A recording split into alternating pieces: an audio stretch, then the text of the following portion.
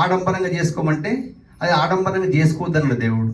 అది చేసుకోవాలనుకుంటే ఆయన రాయిస్తుండే. ఇప్పుడు మోషే గారి కాలంలో ఆయన భార్య పేరు రాయించడం, వాళ్ళ అమ్మ పేరు రాయించడం, వాళ్ళ నాన్న పేరు రాయించడం, అది ఉన్న అధికారుల పేరు రాయించు, మరి డేట్ ఆఫ్ బర్త్ రాయించకుండా ఎందుకోసం రాయించలేదంటే ఒకసారి చూడండి.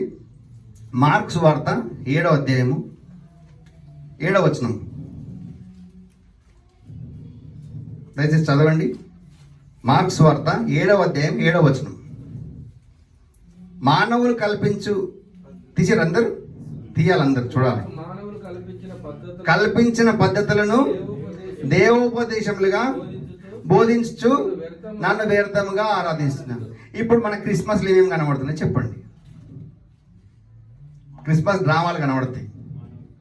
మానవులు కల్పించిన పద్ధతులు ఉన్నాయి అందులో.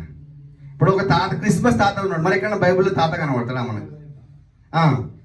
మరి క్రిస్మస్ ఎందుకు పెడుతుంది? అది